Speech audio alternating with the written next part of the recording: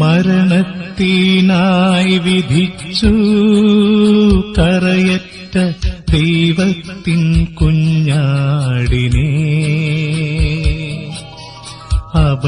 അപരാധിയായി വിധിച്ചു കൽമഷം കലരാത്ത കർത്താവിനെ.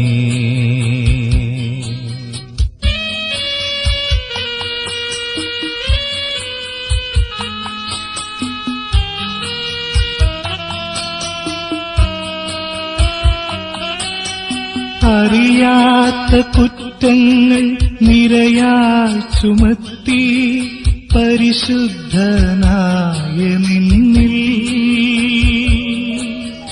കൈവല്യദാതാ നിൻ കാരുണ്യം കൈക്കൊണ്ടോർ കഥനത്തിൽ